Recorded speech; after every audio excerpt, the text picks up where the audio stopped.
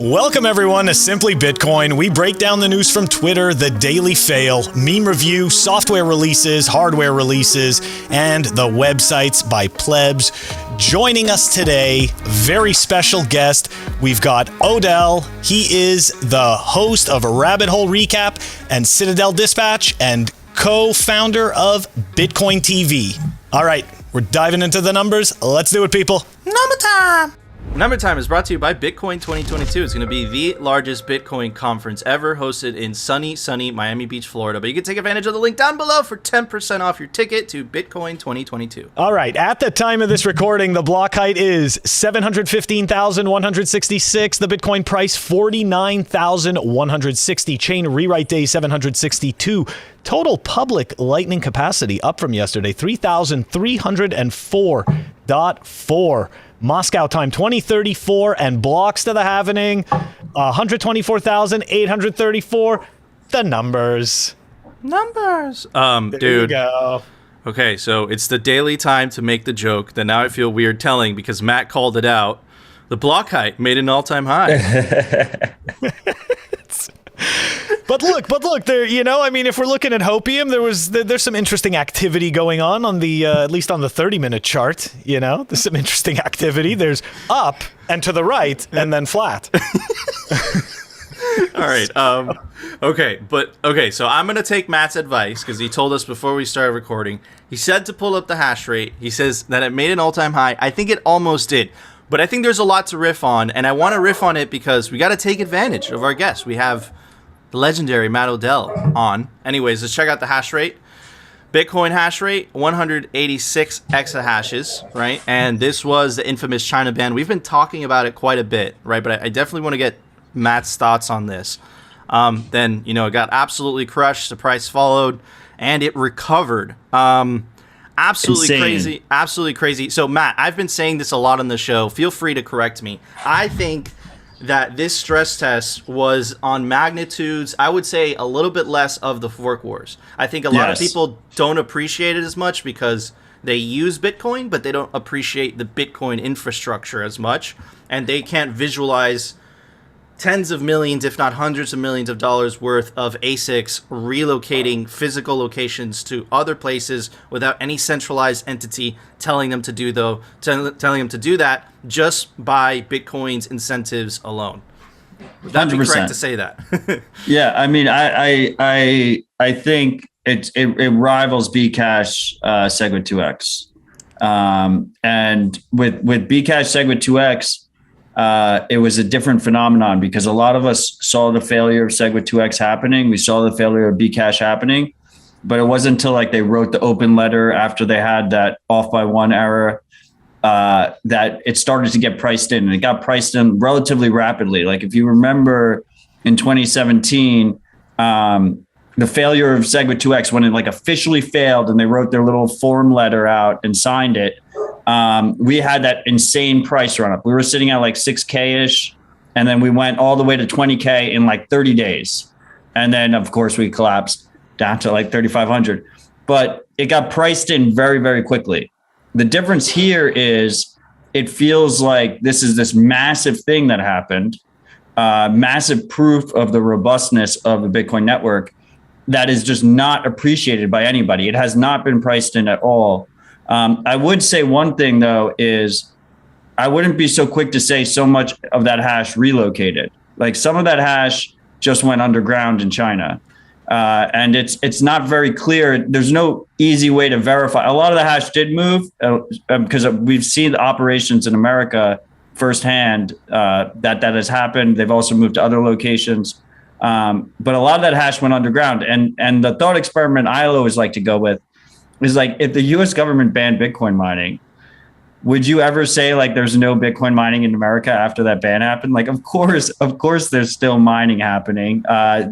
The smart miners either relocated or went underground and tried to distribute their operations so they're less obvious, go off grid, do all different techniques. I mean, you can also see that in the drug wars, right? Weed was illegal. I guess it still is illegal in some places in America. That doesn't mean people weren't smoking weed. That's fucking ridiculous. Absolutely. I agree. And we actually covered this on Monday's episode. The CNBC article claimed it was like 20% of the hash. There's no way to know, but it's estimated around 20% of the hash rate is still located in China. So, and Matt, so I kind of want to add to your point a little bit, right? Because we've been also talking about this, and I want to kind of bring it back to when you're talking about weed. So, we went on a limb and we've been saying, no, I'm going to connect it. I promise. We've been saying, it's like, that's why we have Matt on the show. No, so we've been saying this for a while now. Essentially what we've been saying is that, so Texas, like states like Texas, states like Wyoming, now states like Florida, you had Ron DeSantis kind of, is shitcoin friendly. Hopefully, they'll name Bitcoin by name, but whatever. It's better than nothing. It's a start, I guess. But do you see, because essentially if the federal government, which they have all the incentive to make something like Bitcoin illegal, but you see, or at least like private usage. Exactly. Do you see them following so like if they make Bitcoin illegal on a federal level or Bitcoin mining illegal on a federal level, do you see states following the path of the marijuana industry, where essentially in California marijuana is illegal, in Colorado marijuana is legal, but on a federal level it's still illegal. Right. But again, it doesn't, because I see states like Texas, I see like Ted Cruz, Texas, they're going to protect their business, they're going to protect their incentives, right? And their tax revenue. Do you see them following that path?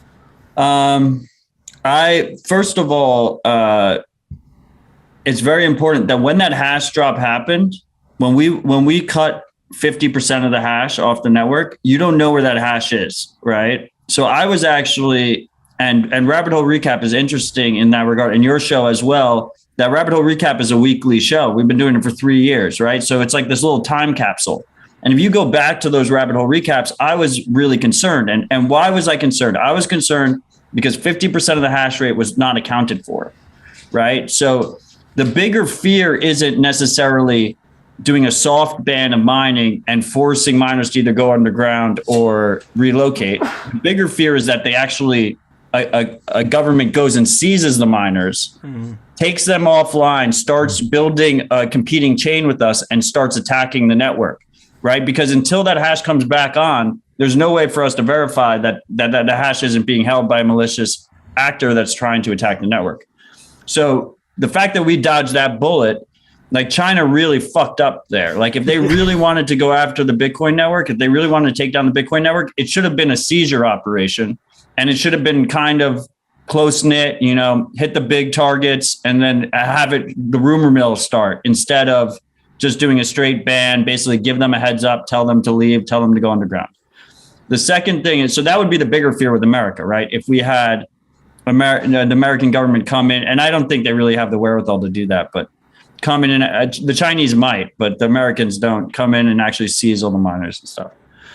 To answer your question specifically, it's a little bit different than with weed, right? Because weed, all the states went along with it when the ban first happened, when the war on drugs first happened. Now, especially after 2020, I feel like there's a lot of states flexing their rights, and rightfully so, standing up for their own states' rights rather than the federal government coming in and dictating things. So I think a lot of states from the get-go would just push back and not do anything in their states and basically fight it in the courts. So I think that's basically a non-starter. Like, I don't think we see a federal Bitcoin mining ban. Now, the bigger issue to me, as we see more hash rate in America, is we are the land of KYC. When, BitMEX said, we're not going to allow any American customers, right? But we went out and made sure that we arrested 2 of the 3 founders and then threatened the 3rd founder until they added KYC, even though theoretically they weren't serving any U.S. customers. They had to add KYC just to make sure no U.S. customers were participating there. So the bigger fear to me is you have all these corporate miners. They're being traded on the stock market. They're public regulated companies. And they start imposing these soft KYC things. And like a classic government overreach move is, okay, so maybe you'll have some people protesting or some people being against it. Then you let it die down and then you push a little bit further. Then you let it die down and you push a little bit further. And that slow KYC creep in the regulated mining world, that's what worries me the most. So do you see like another OFAC compliant type situation, unfortunately? Yeah, that's like on steroids. right? So right now what OFAC is doing is like a blacklisting system, right? So here is the 100 addresses that have been connected to terrorism and stuff, and like you can't mine those transactions. And a lot of the largest miners in America are already listening to that OFAC list. Definitely all the regulated ones are, like the large public warehouse miners. The biggest fear would be like a move to like more of a whitelist system, where if it's not on the approved list, then you can't include those transactions in the block. And the thing that protects us from that is that we have the Bitcoin fee market. So there are other miners around the world that are also competing. And if your transaction isn't being confirmed because a bunch of the miners aren't willing to put that transaction in a block, you just raise your fee, and eventually someone else should mine it, right? But it is an ongoing concern that people should have in terms of, because it's not just America, we have large reach. We don't want like warehouse mining to be the overwhelming dominant way, because even if your transaction still goes through, if you're paying 10, 15x, what a regular transaction is paying to do, a non-sanctioned transaction, I think that's a big problem. Like that would be a big problem on our hands. And I would like us to kind of get ahead of it. And one of the really actionable ways to do that, and I've been very focused on it, is encouraging home mining, encouraging off-grid mining. I think every Bitcoiner, like yes, depending on where you come in the cycle, how you acquire your miners, what the electricity rate is, you might not be more profitable than if you went through like a regulated exchange to stack. But it's an ideological thing. It's like running a lightning node will not make a pleb money. Like that whole idea that a lightning node will make a pleb money is mostly bullshit, right? Like the Alex Bosworths of the world are making bank running lightning nodes. Strike is probably making a decent amount of money. Bitrefill's making a ton of money, but like the average pleb is not going to make a ton of money, but they do it for ideological reasons because they want to improve the network. And in this case, you also get the benefit of just a constant KYC free stack. And I think if we can encourage people to do that, we have more off-grid miners, we have more people just have 2 miners in their basement. Like that's a massive benefit for us. And those people are never going to comply with it, whatever lists are mandated. Yeah, absolutely, man. I feel like I just went down the rabbit hole. Yeah. That was awesome take. Very well explained. See, it was a good idea to put up the hash rate. Look where it led us. Look at that rabbit hole. It was worth it. Good idea, Matt. Anyways, Phil, it's time for the Daily Fail. The Daily Fail is brought to you by Amber App. Check them out. Amber.app. It's Bitcoin made easy, the easiest way to buy Bitcoin. It's a stacking app by Bitcoiners. The link is down below. The more often I have to explain to guests that yellow appears, the more awkward it becomes. I have to admit. I said that last time too, and it's true. This time is even more awkward than the last time, but it's okay. Craig is a potato. Yellow? Amber, the smart way to stack sats. All right. So, of course, ICO Sonat tags us in this. Guys, I know, we're laughing, but it's also sad, right? Here we go. This is the, the original tweet is from at Bitcoin Hal. It's a good account. Check this out. We're talking about an Olive Garden NFT. Look at this. Own an Olive Garden on the blockchain. Non-fungible Olive Gardens. But really all you own is that unique hash ID. You don't own any actual Olive Garden. Is this being done by Olive Garden?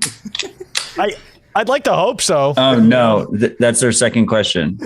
Yeah, here we go. They're a community of Olive Garden fans. Right? It's always about the community, right? Isn't it always? It's the community. The community came together to make this token what it is. Here we go. So, am I buying a picture of an Olive Garden? No. Token artwork is for representation only and confers no ownership over the photograph. So you're really buying absolutely nothing related to Olive Garden. You have to be specific. It's a non-fungible token franchise. Okay, I'm sorry. It's a non-fungible Olive Garden franchise. I don't even know what that means. Oh no, it's a metaverse. You have ownership in a metaverse Olive Garden. Oh, it's terrible. See the top?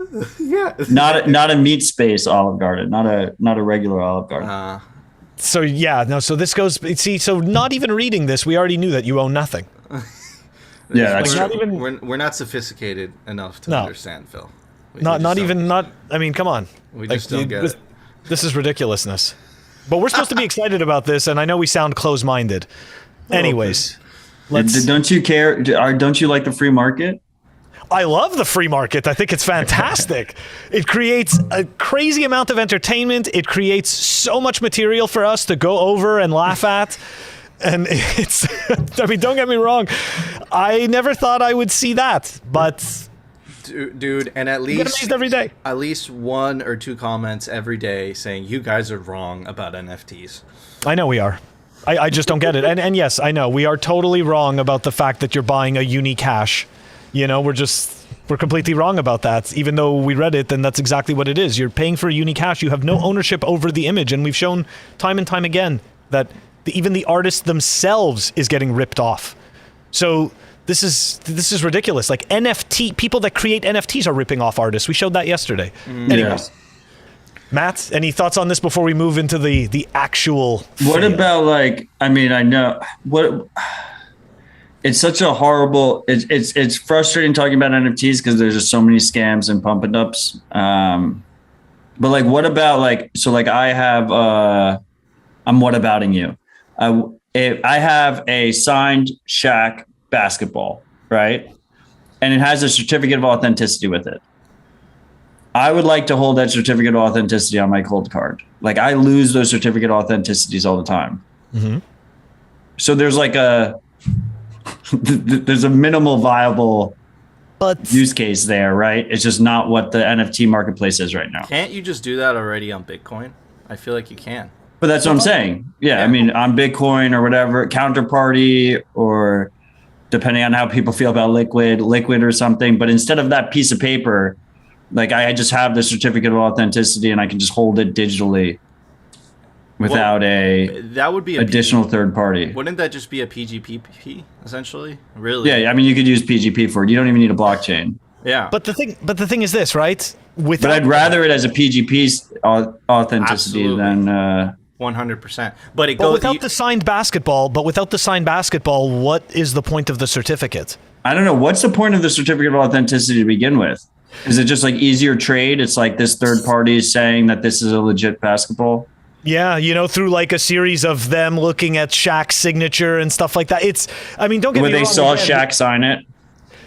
That's kind of the thing, right? They didn't. So it's all based on previous patterns of, let's say, Shaq's signature in different situations or something. That's I guess the hash in the blockchain is the proof of what time it happened. It's the timestamp, right? So I watch Shaq sign it, and everyone's like, "Oh, Matt is he watches all the NBA players sign the basketball." So I sign that with my PGP key. I hash that signature into the Bitcoin blockchain, right? And then you have in 1994. I mean, the Bitcoin blockchain didn't exist yet. Shaq signed this basketball, and Matt signed proof that he signed. There's something there in that respect, right?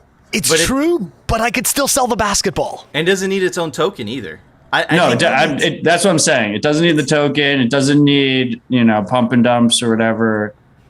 But that provable authenticity piece, that's what pisses me off about the whole thing, is because it's bastardized something that could actually be useful. Yeah, exactly. I think it already has the technology. PGP kind of does that already. You just have to you just have to add a little bit more detail. I don't know. You just hash it into the chain so you have the timestamp. Exactly. There you go. Boom. There it is, Phil. What do you think? It's not a shitcoin. I mean, that piece of it, exactly. That piece of it is perfectly fine as long as it's not pretending to be any kind of money, right? As long as it's just linking to AWS with a monkey or whatever. And I'm trying to, I agree. I totally get that piece of it, but it's just for me, I'm this old brain, and I'm just but the basketball has the signature, and it's the basketball with the signature that matters, and these other things don't. But I think it's the caveman brain authentication or whatever. When you go and sell it, I think it's better if you have the paper. Yeah, so they know I didn't just sign it. Yeah. Like, I pretend I was Shaq because I like studied his signature over and over again. But I think your point just highlighted the dog shit that is NFTs even more. Exactly. Good. I mean, look at this discussion, right? This is exactly what happens with NFTs. Yeah. And this is why, and this is why they're in such a bad situation. I mean, you can just scroll through tweet after tweet of complete confusion and arguing. Please. And I would also argue that, like, if you're buying a Shaq basketball, like, you're better off buying Sats. Yeah, I would agree. And we've proven that on that website, right? The how much is your shit worth if you would have bought Bitcoin instead or something like that? Right. Mm-hmm. That's a great site. I okay, so agree. here we're gonna dive into something heavy though right now. I agree. What is the ODELL famous quote? Real estate is a shitcoin. Boom. It is a shitcoin. Boom. The ultimate shitcoin. Boom. Everything's a shitcoin. I agree. Everything. But you definitely rub the wrong shoulders when you say that. You're gonna get one you person piss to off a lot of people when you say that. Real estate is not a shitcoin. Yes, it is. I'm aware. Compare it to Bitcoin for 10 years and see where it's at. And then there's the other comment where it's like, where am I going to live? Under a bridge or something? Yes, that is exactly where you should live. That's where me and Phil live. Anyways, Phil, what's the next fail? All right, I am gonna pull together some interesting strings that may or may not make sense. Hopefully, it does make sense because it does make sense to me, and hopefully, I can help make sense to you with this. Anyways, Nico dropped this into our Telegram, and we are gonna dive into this tweet from Corey. Right? Corey Clipston from Swan Bitcoin. All right, let's go. Jack knows exactly the massive scam at A16Z is perpetrating. We're going to, instead of flipping over, because we're going to go through this thread, we're just going to go right over here. Has anyone seen Web3? I can't find it. And then Jack responds back, it's somewhere between A and Z. Very interesting comment about Web3 and A and Z. Now, of course, right, we're putting on the tinfoil hat. We're pulling an Alex Jones moment here, okay? But we're going to go back to this original tweet, okay? First, we're gonna go through. I just want to go through to an interesting piece. Okay, here we go. Phil, hold on. Before, because no one's going to, a lot of people are not going to understand what A16Z is. Could you explain what that is? Oh, you're about to. No, that's why. Like once we go through this, right? There's going to be an article with A16Z. It's an investment house, so don't worry. It's Andreesen Horowitz. Yeah, it's Andreessen Horowitz. But if you want, okay, fine. So one of the largest VC firms in the country. Yes. All right, so we could use that piece if you want. Why not? That's how it works. Okay, so here we go. Okay, let's take a look at this. This is something that Corey added here, and this is from Kobe, and this is just one piece of it. Here we go. Web3 is going to change everything in biomedical science. Here's why. In my previous role, I was head of research at a multi-billion-dollar medtech company called Theranos. Okay? Unfortunately, we had some minor problems, and the company ultimately failed. Many startups do. Theranos was a company founded by Stanford dropout Elizabeth Holmes, for the people that don't know, in 2003 using her tuition money. They received $700 million in funding in the process just by fooling everyone. What was presented out of Theranos is they were supposed to revolutionize blood testing, a machine that could run hundreds of tests just from a finger prick in the comfort of your own home. Okay, let's go back to this thread. Wait, did Kobe really work at Theranos? Is this a copy paste or like a joke? Dude, I was gonna ask, man, like if anybody thinks that this is a troll, because I'm gonna continue to go through this, and this to me just seems so strange. Here we go. I realized earlier this year when I discovered cryptocurrency. It's a totally a troll. I was like, Kobe's been around forever. Oh yeah, man. It's like, no, because I'm reading this and I'm like, wait a second. I'm like, 500. Web3 Theranos would be a huge success. Yeah, dude, that is 100% a troll. Look at this. Look, like issuing equity to VCs could have launched a token, and like I'm reading through this whole thing. I'm like, this is brutal. This is an absolutely brutal thread. Okay, so anyways, that was just a small piece of it, right? A16Z. Okay, so check this out. This is kind of really creepy. Okay, A16Z. Deutsche Telekom, A16Z, and the WEF all bet on the same payments platform. This is kind of creepy stuff, man. Although blockchain is inherently decentralized, there's arguably no central organization with more power to push certain blockchain projects ahead of others than the World Economic Forum. It appears such a push is well underway. This is creepy stuff. All right. So for the people that don't know what the World Economic Forum is, headquartered in Geneva, Switzerland, World Economic Forum is a network of networks providing a platform for both governments and businesses, comprised of over 390 corporations and banks across 60 nations. Talk about a network of people all thinking and doing the same thing, huh? WEF aims to smooth out friction between governmental policies, sustainability, and economic efficiency. That is the giant circle jerk right there. As such, WEF generates initiatives that are then passed down to lower ranks of organizations across the globe. One of them covers investments related to ESG, standing for environmental, social, and governance. ESG is a framework to gauge companies' products and services against a particular set of ethics. Another framework is MSC, multi-stakeholder capitalism, which combines the power of governments, corporations, and communities to achieve broader goals with the help of well-oiled capitalist tools. By the way, such weird multi-stakeholder capital. That's another way. That's another word for communism. Yeah, thank you. I'm like, are you kidding me? Also, the World Economic Forum is a partner in Consensus. They are of CoinDesk's annual Consensus Conference in Austin this year. They're having it. Yep. And it's presented by CoinDesk and the World Economic Forum. So they're like neck deep in crypto. Oh, yes, they are. I intentionally said crypto and not Bitcoin because they are completely in bed. That's right. They probably hate. Oh, this is the whole scheme, Phil. I remember you telling me this. Okay. It's good stuff. Effectively, WEF sets up expectations of how businesses should operate. The more expectations are met, the more integrated these businesses become within the global ecosystem of governments, media, and finance. There is nothing this system of global governance doesn't include. This is an insane circle jerk, and it is really, really mind-blowing how it pretends to be inclusive, but this is by far one of the, I mean, to me anyways, this is such a sick joke. Okay, let's continue. WEF venture into blockchain startups. Like, we're very surprised, right? At 2020's WEF conference in Davos, a Swiss-based blockchain startup, Definity, unveiled the application for their internet computer. And we know Definity was invested in by Andreessen Horowitz, right? Which is A16Z. In June 2021, WEF published Cryptocurrencies, a guide to getting started. In the 23-page paper, they picked 6 blockchain projects representing the future of distributed global economy. Out of 6, Algorand, Cardano, Solana are generalist. Smart contract blockchains competing with Ethereum, Stellar, XRPL, and Celo. Dude, no Bitcoin. No Bitcoin. No, of course not. They're intended for high-speed global payments. No, it's not. While Celo focusing on turning mobile phones into virtual banks. Okay, so first, let's just before we move on, Ethereum, right? We've already gone through this. Aya Miyaguchi, right? Who the fuck is Aya? She works. She's for the World Economic Forum, but she's also on the executive board of the Ethereum Foundation.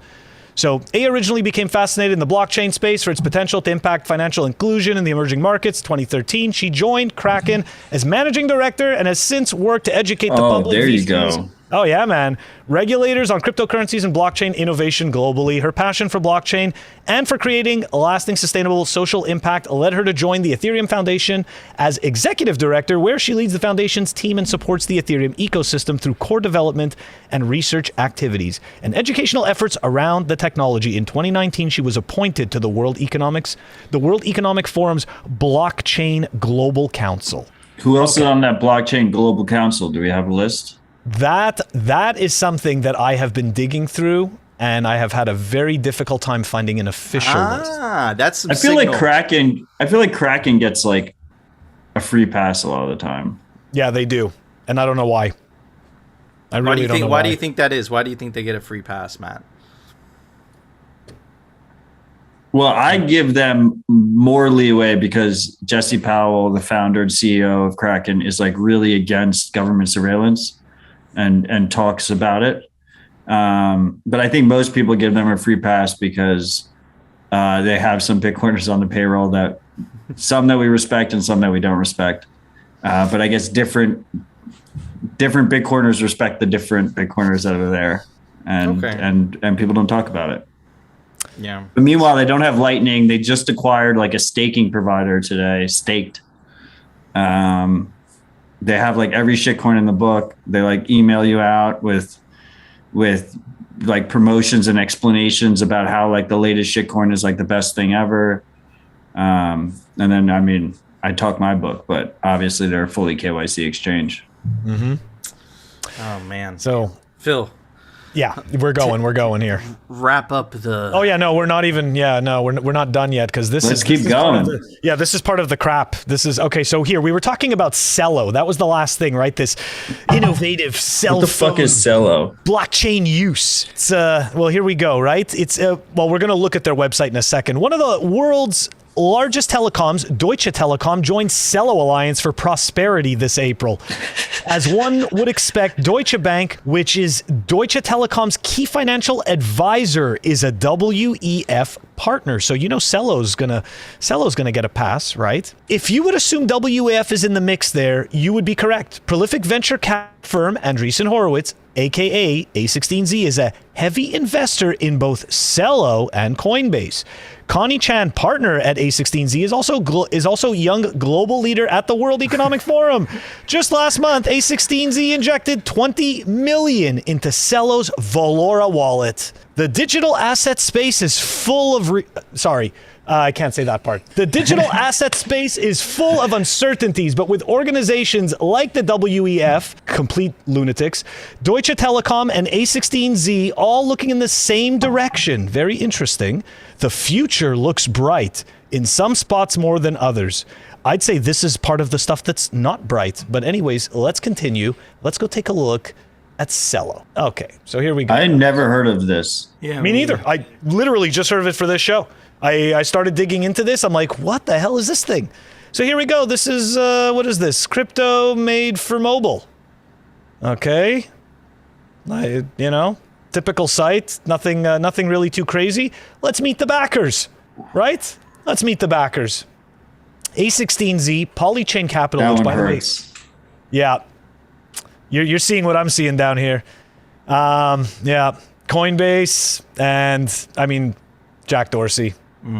So we go back to that original tweet, right? From Jack. Well, I mean, A16Z, Polychain, Coinbase. So Phil, what you're trying to But say? the Dorsey one hurts. That's right. It Exactly. does hurt. So, Phil, but I mean, look, we're unfiltered, right? We show it all. So, okay. Are you trying to say that A16Z is a bunch of communists? Is that what you're trying to say? What I'm trying to say is the rot goes very deep, and there's a giant circle jerk of money, and you and I, my friend, are not a part of it. Okay, so we are definitely not. Okay, let's take a look. I would just say though, and I'm not. I mean, the hope is that that's bullshit, right? Like I wouldn't put it past a shitcoin project to have Dorsey listed there if he's not involved. Keep in mind, right? He maybe not even know. Right? Like that's what I'm saying. Like there's a good chance that there's shitcoin pages that say that like ODELL is advisor to or something that exist out there. But if he is, that is extremely disappointing, and that's a possibility as well. But, there's also the argument, maybe he was involved in this before he knew better or something like that. And as a result, right, maybe that's part of the reason why he walked away. We don't know all the drama and stuff. Like, it's like, and now, and the tweet that he made, right, between A and Z, like he knows, he definitely, okay, my opinion is that he knows more than he lets on. That's my opinion. Let's dive into a little more of the Cello Ecosystem Venture Fund. They've got a whole bunch of weirdness. The Cello Ecosystem Venture Fund is a polychain-led venture supported by founding investors Andreessen Horowitz and Cello, with the goal of investing in and developing the Cello ecosystem. So again, the giant circle jerk of money. Now check this out, Nico. I thought you would find this interesting. I went to their About page. Their About page is one of the weirdest places I think I've gone to on the internet, and it doesn't look weird, but check this out. Sellos' philosophy is grounded in the work of Charles Einstein's sacred economics. What the Well, that's fuck? not Einstein. That's Eisenstein. Is it Eisenstein? Eisenstein. Eisenstein, thank you. Phil, aren't you Jewish? I'm dyslexic. I can't flex, man. There's no flexing. All right. It's important to laugh at these things because otherwise you're just going to drive yourself crazy. There's gonna be one in the comments. You said Eisenstein wrong. Oh, gosh. Okay, so look, guys, realize where I just brought you. Realize I just brought you to this. Have you ever heard of sacred economics? Somebody? But there's a song, so I haven't heard of it. There's a video. There's a Are we going to remix. listen? We are not going to listen. No, definitely not. We are not going to. We love Bitcoiners. We don't want to destroy them. Okay, so but here we go. But we are going to read you the excerpt about this. Sacred economics traces the history of money, because remember, that's what Cello is based on.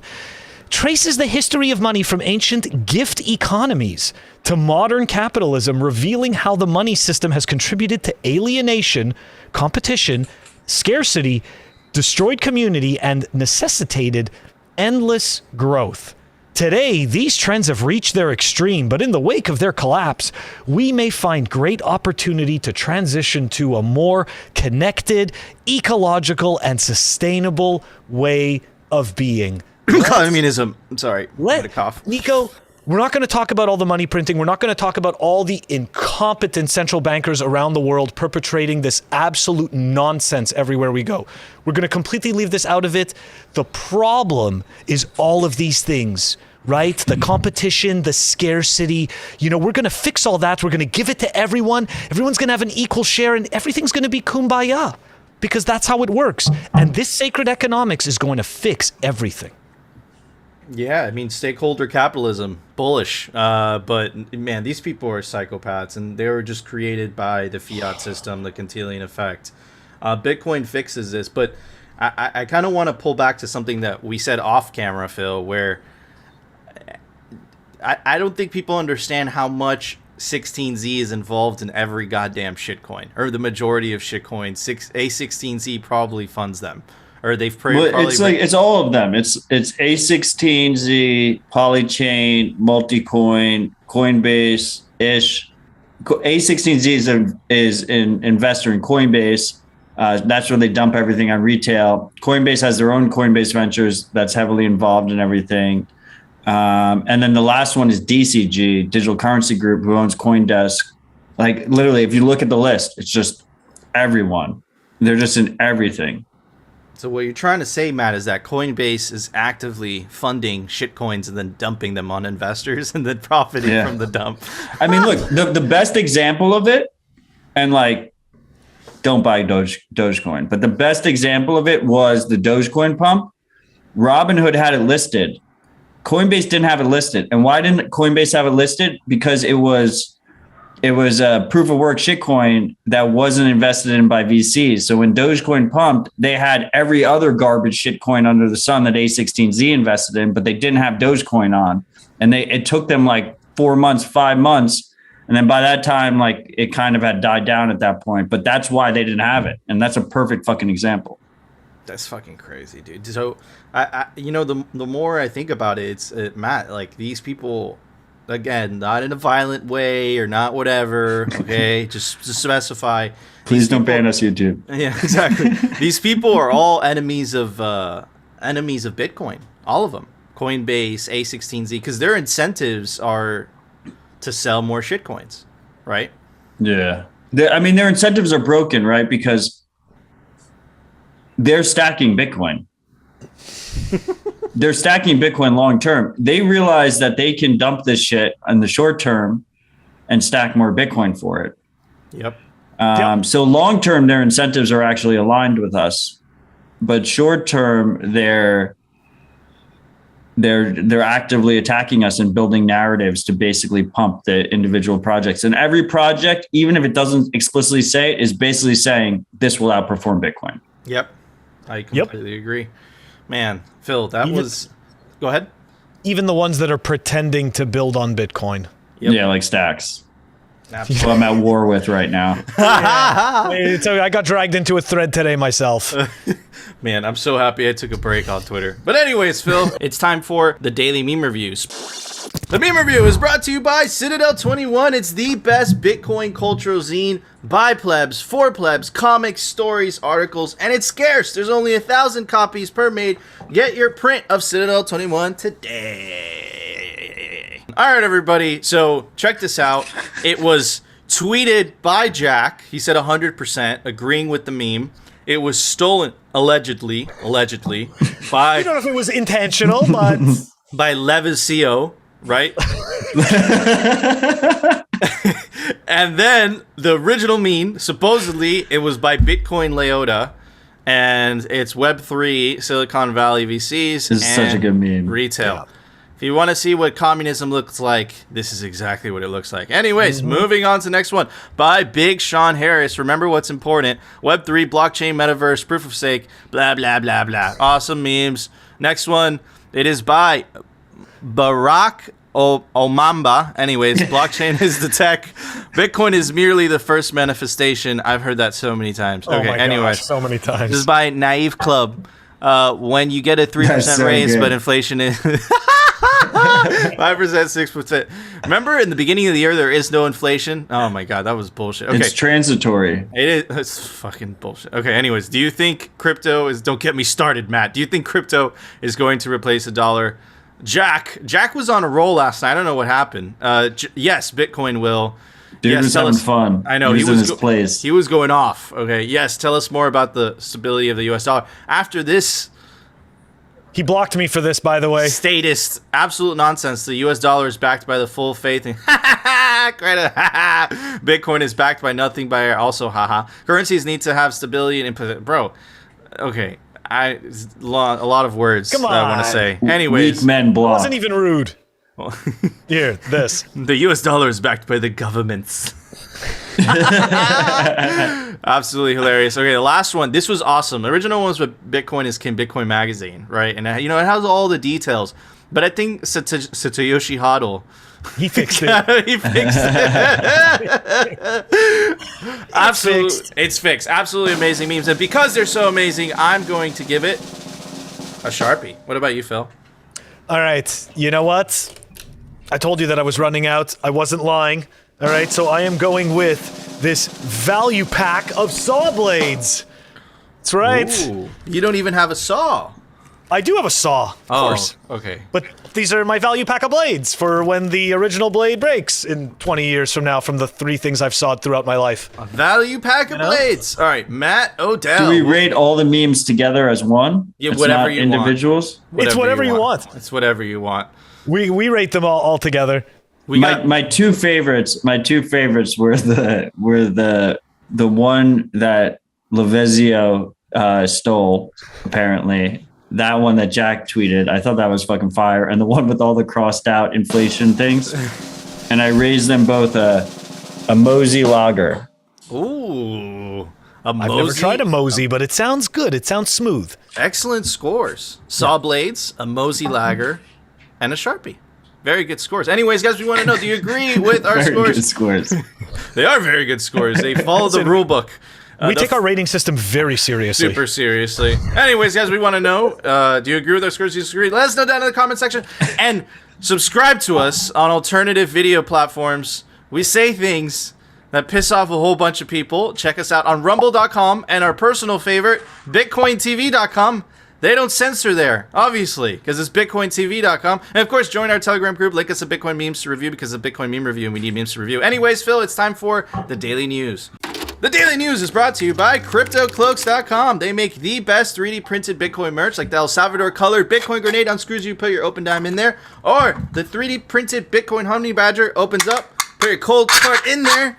Really cool stuff. Take advantage of the link down below for 5% off CryptoCloaks.com. All right, everybody, check this out. I waited to cover this article until Matt came on the show so he could explain it to you much better than we can. Anyways, check it out. HRF strike to launch 3 lightning bounties of 1 BTC. I think a lightning bounty means that if they figure out this problem, they will get a bounty of 1 Bitcoin. That's awesome.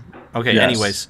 Human Rights Foundation and Strike will grant 1 Bitcoin for developers that solve each of the 3 challenges they're putting out for Lightning development. The Human Rights Foundation, shout out Alex, is partnering, he's been killing it lately, is partnering with Lightning. Yep. It has been partnering with Lightning Network's payments platform Strike to launch a set of bounties for Lightning Network seeking to incentivize the implementation of crucial wallet features geared towards the most pressing needs of global Bitcoin users today. All right, let's go through each one. The first challenge relates to Bitcoin donations through Lightning. Its goal is to enable anyone to use free and open source software to print a QR code that can be used for receiving Lightning payments privately. Matt, why do we need this? Why is this such a problem? Why is it hard to solve? So first of all, I don't think you realized, but I've actually been heavily involved with this initiative. They're using, one of my projects is OpenSats, which I co-founded, which is to support Bitcoin open source development. It's supposed to be a pleb funded initiative. We've had a lot of difficulty getting off the ground. We should hopefully have our public donation page up soon. But this was something we were working on with HRF and Strike. And our board, we have a 9-person board of ride or die Bitcoiners, is going to approve these bounties. So when people give us their submissions, our board is the one who's going to say, you actually, met the specifications of this bounty, and now we are going to give you a Bitcoin. Now HRF and Strike are going to give you a Bitcoin. It's not our money, but we're judging it. So I worked with Gladstein on these different bounty targets. And basically the whole idea is, what are the bounties that are best for activists around the world? The best progress we can make in the Bitcoin space so that activists can use it. And I mean, we worked hand in hand with the activists at the Oslo Freedom Forum, which happened in Miami, because everything happens in Miami now that COVID happened. And these were actually pressing needs for them. So the first one was Lightning Tip Jar. This is the idea that you can just have a static QR code or text string that you can post anywhere. You can post on Twitter, TikTok, Facebook, LinkedIn. Don't use LinkedIn. I don't know. Just anywhere you want, email, messaging, anywhere. And people can donate to you through Lightning without you running like a full BTC Pay server instance, right? Because that fucking sucks that you have to. And if you're an activist in like an authoritarian country, it's really difficult to get like a no KYC server where you can actually run a BTC Pay server. It's not that accessible. It'd be nice if you had a mobile wallet, you're able to just show an invoice that is a reusable invoice, and that they don't know what your IP address is, and they can just donate to you. And the main spec for that is Bolt 12. C Lightning has added Bolt 12 support, I believe. LND and the other implementations haven't. We need it to become a standard. So that's probably the lowest hanging fruit of all the bounties. The second bounty. Let me give some a preface, and then you can answer it, Matt. Okay. A preface. Thank you. It's okay. I mispronounce everything, so when I can correct, I do. Dude, I have no shame. Everyone knows. Hashtag Nico can't read English. My literally second, third language. Learned it at an older age. Okay. Anyways. The second functionality would enable anyone to peg an amount of Bitcoin to US dollars without needing an exchange or another token. So Matt, why is that necessary? Why is that cool? Drop so this is knowledge. Like Gladstein loves this idea. Like I'm not as excited about this idea, but activists around the world want to hold US dollars. They don't want to hold Bitcoin. They don't want to see the volatility of Bitcoin. Of course, to me, sats are my stable coin. Like I don't need anything else. So what he wants to see is some kind of like contracts for difference market on Lightning, where there's not a token, but it's like one person wants to go short Bitcoin, one person wants to go long Bitcoin. And as a result, in a Lightning wallet, in a relatively trust minimized way, without like a tether or something like that, you can basically just take the slider, and if you have like $30 worth of Bitcoin, you can be like, I want to be all USD, I want to be 15%, I want to be 25%. And like it just handles it in the mobile wallet for that activist, so they can just keep it in a quote unquote stable form of value instead of Bitcoin. To be honest, besides the activist portion of it, that's a tether killer. That's fantastic, because at least like it's just another arrow in the quiver to kill the tether FUD, Like another point of like, 100%. you don't need to exist, you know? So Except I would say that like Tether and if you're a an off the books trader, Tether, or if you're a regulated trader like a USDC or whatever, it's just like super easy to trade between exchanges, right? And like those are my people. Like I don't do that, but like people do that.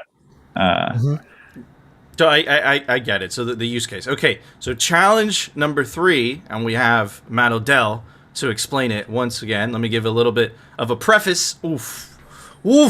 See, Gets Nico. it right. Nico upgrading Nailed on the it. fly. Okay, check this out. Challenge number 3, eCash. The third and final challenge aims to tackle a need for transactional privacy through... Phil? What is that word? Chaumian? Chaumian eCash. Why do they use... Okay, anyways. Chaumian eCash arrangement to enable anonymous Bitcoin usage for users.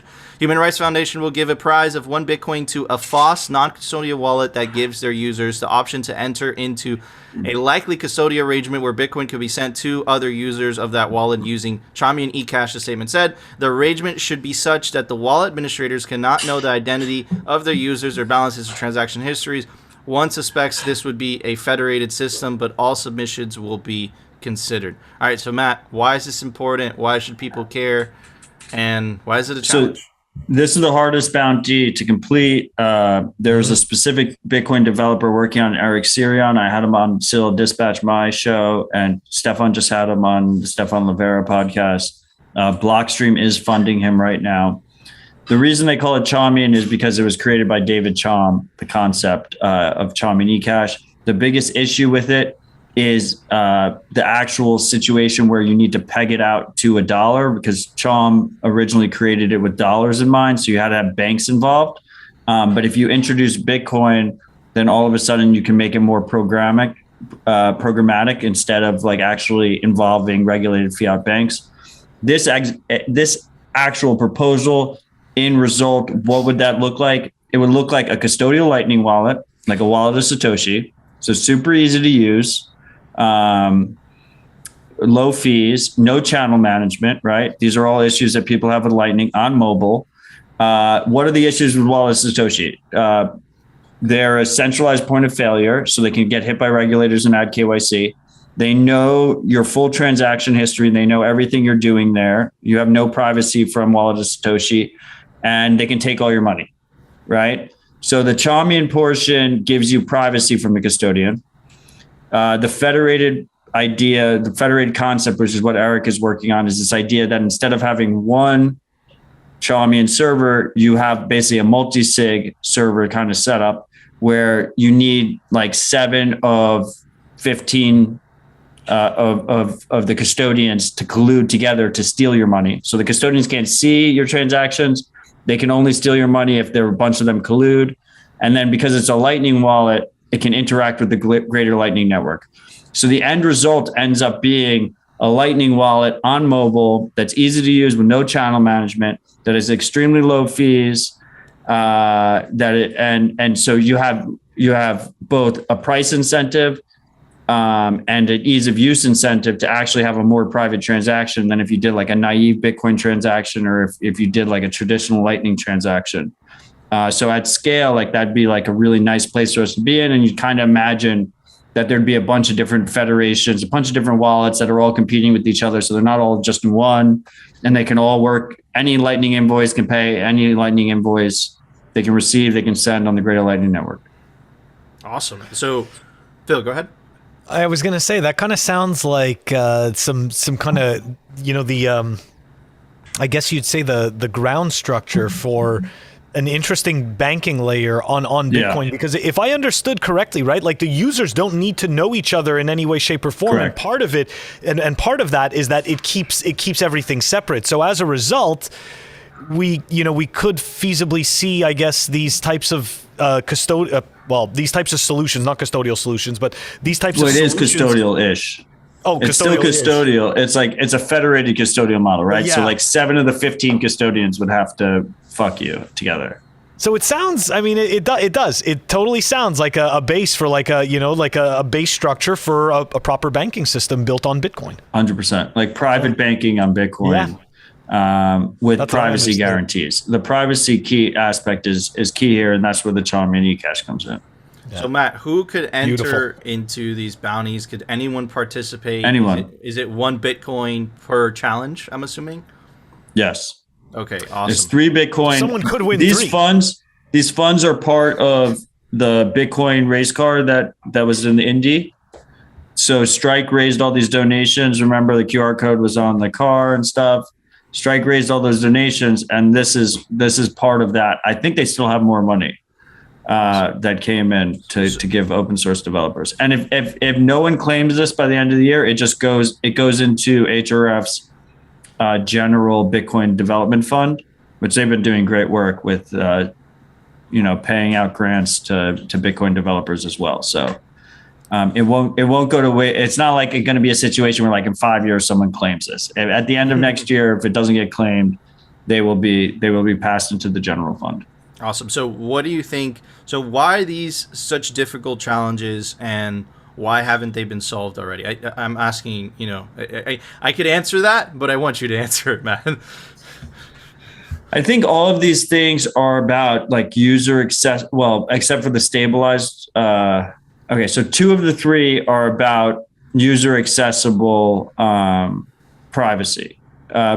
Easy to use Bitcoin privacy. There is not necessarily that much of demand about that in the Western world right now, but we see a ton of demand for that in activist circles that are thinking about accepting Bitcoin. When I was at the HRF event in Miami, like I was talking to one of the lawyers for one of the leading activists in Russia, and like they just accept all their Bitcoin to a static Bitcoin address because it's easy. They don't have to run a BTC Pay server. But like literally you can just like paste that into blockstream.info, you just paste it into blockstream.info. You can just see all their donations. Not ideal. They need something easier. So, obviously that's something that Gladstein has felt very closely about. On the stabilized Lightning thing, I think is, I think it's something that I think Gladstein really worries about Tether blowing up or getting taken down by the government. And we need to basically have a option that is not, owned by Bitfinex. I think they've been running it well this whole time, but like it's a matter of time that thing's gonna fucking blow up. Yeah, That's a point of failure. Absolutely, man. The U.S. government already has it in its crosshairs, right? I think I completely agree with Matt. I think it's inevitable. But Phil, there was an open source software release today. Why don't you tell everybody about it? Software releases. The software releases are brought to you by CipherSafe. Check them out, cyphersafe.io. It's the best place to store your seed.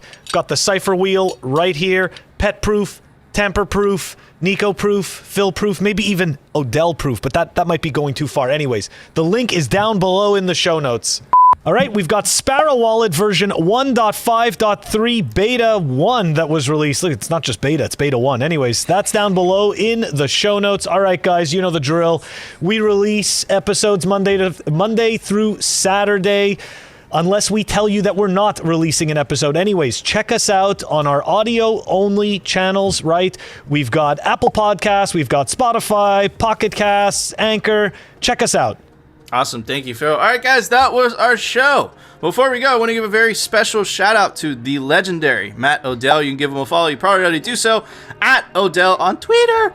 And definitely go check out all his podcasts, Tales from the Crypt, Citadel Dispatch, Rabbit Hole Recap, and of course, a website where most Bitcoin shows are probably going to end up when the banhammer eventually comes, bitcointv.com. He is the co-founder. Anyways, guys, if that was the show, if you enjoyed the show, you know what to do. Smash that like button. And of course, if you want to continue hearing the catastrophic fails from the stakeholder capitalists, communist people, and the Bitcoin news from the pleb perspective, definitely consider subscribing. And we'll see you tomorrow, guys, for a brand new episode of Simply Bitcoin. Steer clear of the VC swamp.